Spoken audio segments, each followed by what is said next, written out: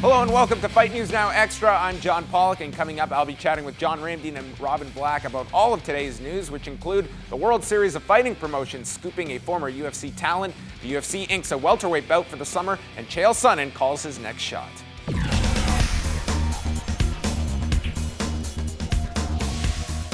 Chael Sonnen announced on UFC Tonight Tuesday that he is not retiring and is going to remain at 205 pounds, at least for now. Sonnen said he has unfinished business with Silva, citing a 2011 video where the two were in a van together and Silva was critical of Sonnen's comments towards the Nogueira brothers. Sonnen said he was not ruling out a move back to 185 pounds or even doing some catchweight fights at 195 pounds. In some odd matchmaking, highly ranked welterweight Maia is scheduled to fight Josh Koscheck on August the 3rd in Brazil, according to a Brazilian MMA news site.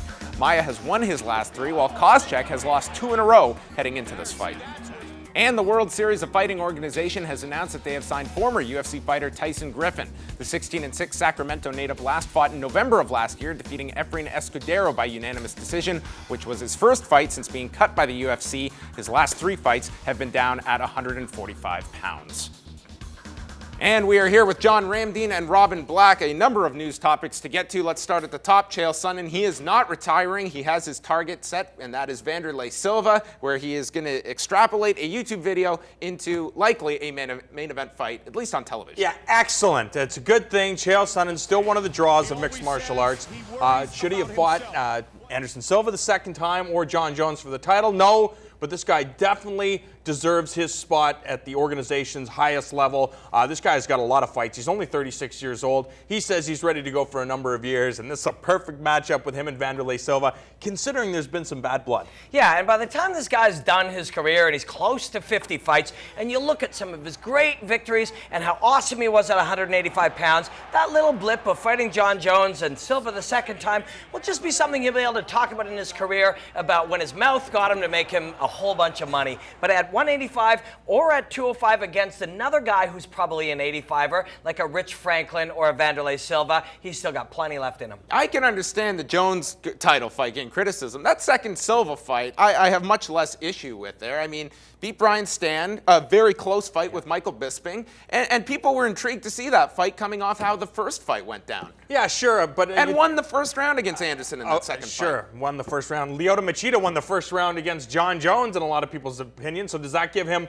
That means he should be Well, now we're talking about a rematch for Machida. Yeah, of course, because they're running out of challengers. I feel Sonnen, it's almost like the Chael Sonnen tax, that everyone's got to be so critical of this guy because of how he goes about things. Machida's not going to get any of this criticism should he get the rematch, or at least not the same level Chael does. You make a really good point, because history sort of rewrites itself sometimes. And in truth, if we really go back all the way, yeah, he beat the crap out of Silva for 22 minutes and definitely did earn that second fight. So you're absolutely right. Sonnen's personality and the way Sonnen has carried himself has actually colored that second event, at least to these two guys, and that second fight against Silva, at least to us, and it shouldn't. Maybe you're right. Hold on. Did he really beat the crap out of Anderson Silva, or did he use his wrestling to control this guy in the ground? Because if correct me if I'm wrong. Over 300 strikes? Yes. I get it. Sure, it was a volume, but who had more damage coming out of that fight? Was it Anderson Silva or Chael Sonnen when you look at their face? Yeah, I don't know, man. Chael Sonnen just beat the crap out of him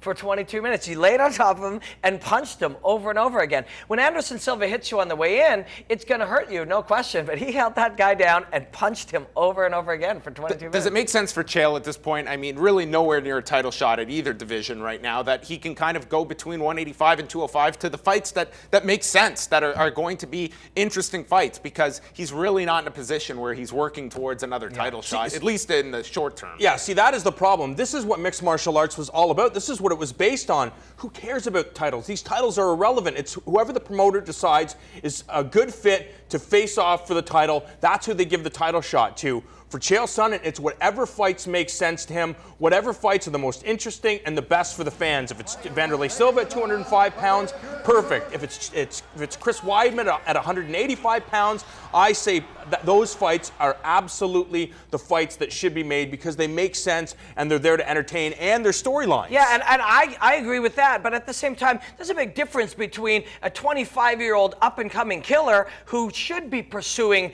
holding the title and making a lot of money in his career, and a guy in his later 30s, you know, a Vanderlei Silva or a Chael Sonnen, who should be put together to show you a beautiful, brilliant, exciting fight for that reason. I mean, there is a difference. And you talk about someone rising up and someone that's getting into their later 30s, and this is a fight that makes no sense to me. Damian Maia and Josh Koscheck. I love it. Why? What do you mean why? Because Koscheck's a proven guy. He's still... Is he a proven guy? Absolutely. At the top level? Damian Maia, to me, is top level at this point at that welterweight division.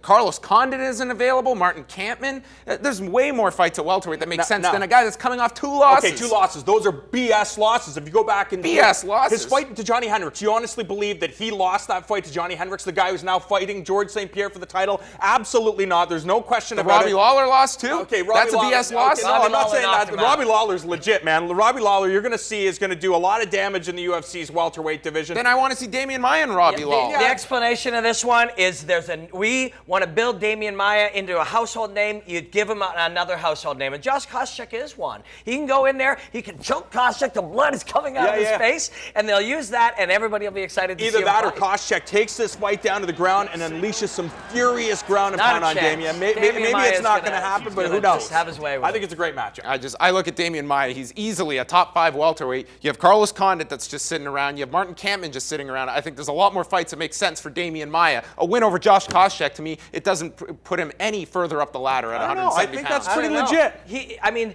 if we're going to tell the world that this guy can choke out George St. Pierre, choking out Josh Koscheck, I think, helps us tell that story. All right, before we get out of here, we want to say a special hello to our friends over in Turkey who are watching on D-Smart. Fight Network ekranlarına hoş geldiniz. One FC 3'teyiz, Singapur'dayız ve War of the Lions, Aslanların Savaşı programında sizlerle birlikte. I've got to say, guys, you're Turkish impeccable on that clip. Unbelievable. It's great to be able to continue to build this brand and give mixed martial arts and combat sports fans around the world a place that they can see their favorite sports. I think it's amazing. All right, we've got more fight news now extra coming your way. Don't go anywhere.